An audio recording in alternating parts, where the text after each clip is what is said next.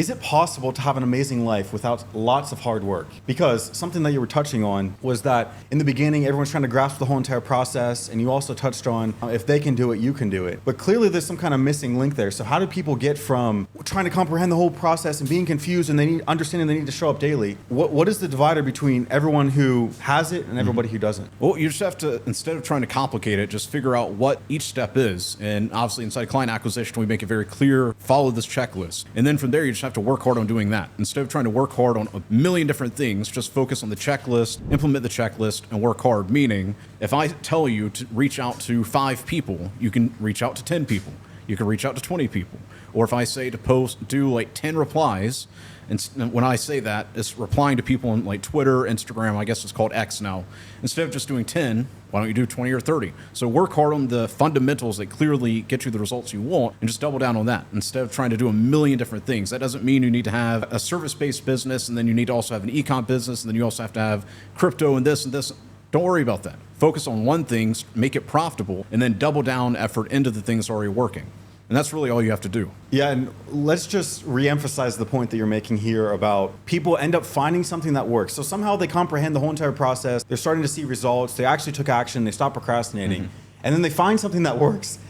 For example, they're outreaching by email and they get their first client. Then they come to you and they ask, how do I get my second client? Yeah. What do you think it is behind people like making progress, finding what works, and then they immediately want to change? What do you think that is? It's a bunch of different things. One, maybe they think they just got lucky one time, but then also they're like, okay, well, I've got the Midas touch now, so now if I do this other thing, it's going to work. No, bro, just double down on what's already working. Like, that's how I got to where I'm at. That's where you got to where you're at. Find something that works. It takes a little bit of time. It happens when it happens. And once you find something that works, just double down on that. Stop trying to make it more complicated than it really has to be.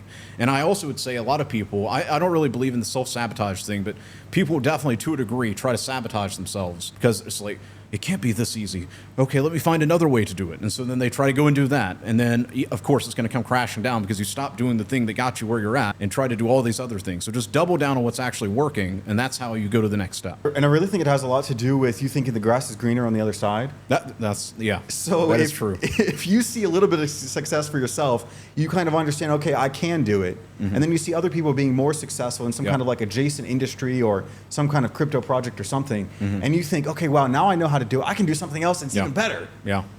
You build up all this momentum in one thing. You need to continue down the path, and that's how you get to the next level, not trying to get a little bit and then go to somewhere else and then get a little bit, go to somewhere else. You're keeping yourself sort of horizontal rather than going vertical. Yeah, and the more experience you get and you start acquiring more skills, you're more confident in yourself, you've got more money, you're obviously going to think, okay, well, since I'm doing so well with this, then I can do this.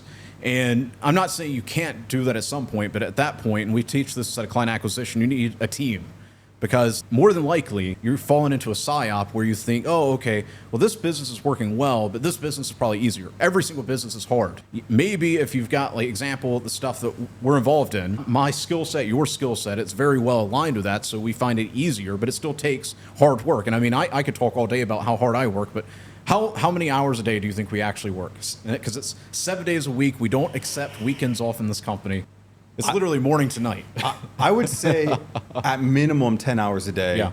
But I also operate under every single thing that we do is work because if we're going to take a walk to go get sunlight or to go visit someone, to do networking, meeting someone for a coffee, meeting up for a work session, doing a podcast right now. At absolute minimum, we do 10 hours a day, if not closer to 14, 15, 16 hours because as long as you're using your time intentionally, I think you're working. Yeah.